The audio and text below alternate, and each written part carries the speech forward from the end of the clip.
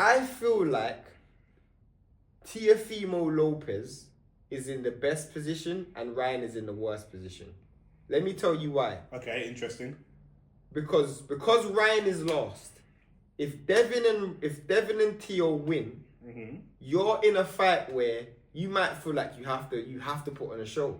You have to put on an entertaining fight. I think he'll feel like that anyway. I don't think that his last win is shrouded in the drugs.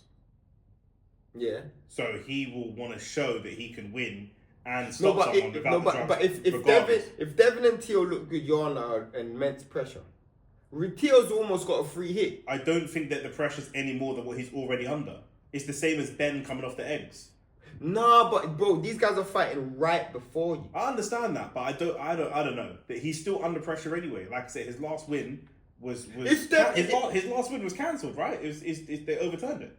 Yeah. So his last fight's overturned. If Devin loses, you're gonna be like, well, that fight. You almost feel like you just got to get a win. But if you both lose, then that fight's in real jeopardy, and maybe we don't see it if they both. No, but that's why I'm saying. He's in a lose-lose, bro. I feel like there is like the pressure that's gonna be on Ryan to headline. Plus, also Devin and Teo are in a situation where you're on Ryan's undercard. Do you think I have to put on a show to you know what I'm saying? Like, I don't know how do you look at that? How do you not feel like that adds to the? They all have pressure. Like, whoever was fighting after Ryan and Rolly would have been under pressure because that fight's fireworks. And like I say, for Ryan, the conversation around Conor Benn was he doesn't have any power without the drugs in his system. He hasn't had a knockout now for 3 fights since his 2 negative tests. Let's see, Ryan Garcia's last fight with Devin Haney was a stoppage. That's been overturned. Not stoppage. Huh? Not stoppage. He didn't stop him. Devin went the distance. Did he go to the bell? I thought Devin kept getting up. That's why don't give him credit, bro. He got knocked down 5 times and kept getting up. Fair enough. Well, he was knocked down 5 times, but obviously that result was overturned. Now the question mark's going to be: do you still have that power without the steroids? If you fight Rolly and it goes to round 8, 9, 10, and you haven't knocked him down, I can't see it happening, especially if Rolly fights back. No.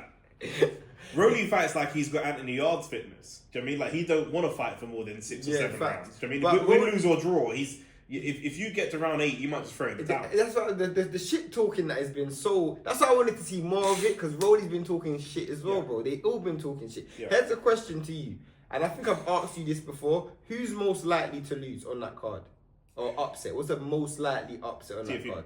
You think Teofimo? Yeah. I think so as well. It's not the hardest fight. I think so as well. I think Teofimo's got the hardest fight, and I think Ryan's under slight pressure as well. Because it's a chaos fight.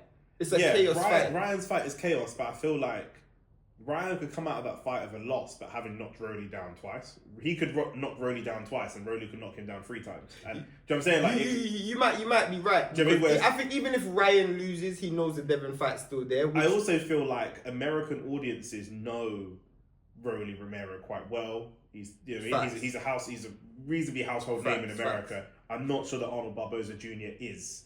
His last fight was over in the UK. Yeah, facts. The reason why I was saying that was because I just feel like because Rolly's gonna fight like a madman, Ryan might be extra boosted up trying to put on a show. Fights like that, anyone can win. Yeah, that's what I'm saying. But like, he could lose in an entertaining fight.